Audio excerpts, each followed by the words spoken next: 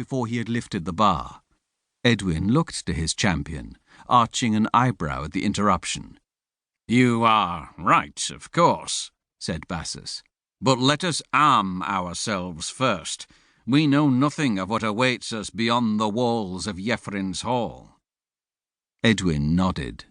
The door wards quickly distributed the weapons that had been left in their care.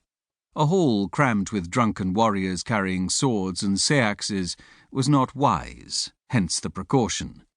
But now protection of the king and the hall was more important. Octa retrieved his seax. The weapon had been a gift from his uncle Selwyn, and the smooth antler handle was comforting. For an instant his mind was filled with memories of his home in Cantuara, Edita and Rheda, his mother, Beobrand. Would he ever see them again? As usual when he thought of them, he felt a pang of regret, a twist of guilt at having abandoned them. But Bernicia was his home now, Edwin his king, and the men around him his sword brothers. He readied himself with the rest of the men near the doors of the great hall of Yeffrin. Women and children huddled at the far end of the room with the priests and the queen. The reek of fear sweat filled the air as another wail came from just outside. "Open the doors!" roared Edwin. The door wardens lifted the bar and swung the doors open.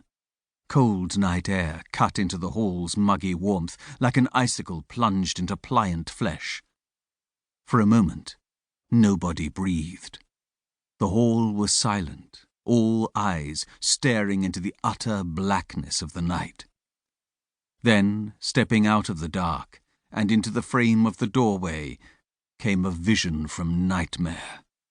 Blood-slick and steaming, staggered a figure into the hall.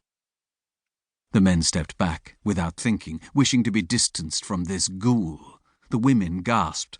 The dark-robed priest, Paulinus, raised the amulet he wore at his neck and recited words of magic in the secret tongue of the Christ-followers. The figure's eyes were bright in the mask of gore he wore. His mouth opened, yet no otherworldly screech issued forth. Instead, words tumbled, quick and desperate. "Help me! Help me! The next ganger came. It killed them! Killed them all!" Babbling as it came, the figure stumbled. This was no night stalker, no creature of evil. This was a man. Octa was the first to react. He leapt forward, catching the poor wretch before he could fall to the rush-strewn floor. He was as cold as the bones of the dead, sticky to the touch with the slaughter dew that covered him, and he trembled like a child with a fever. "Quick!" said Octa, his voice snapping the watching thanes into action. "A stool here, by the fire. This man is near to frozen. We need warm water too." Octa's tone demanded to be heeded, and yet there was a momentary pause. This young man from Cantuara did not lead here. The people looked to their leader. King Edwin assented with his head, and the hall burst once more into life. Soon the man was seated beside the hearth. A thrall had brought a bowl of water and worked the worst of the cloying blood from the man's features. In his hand he now held a cup of mead. The liquid spilt into his beard as he drank, such was his shaking. Drops of amber clung to the matted hair. The doors had been closed and barred once more, but the hall was still quiet. They waited until he had drained the cup, but the atmosphere in the hall was as taut as a bowstring.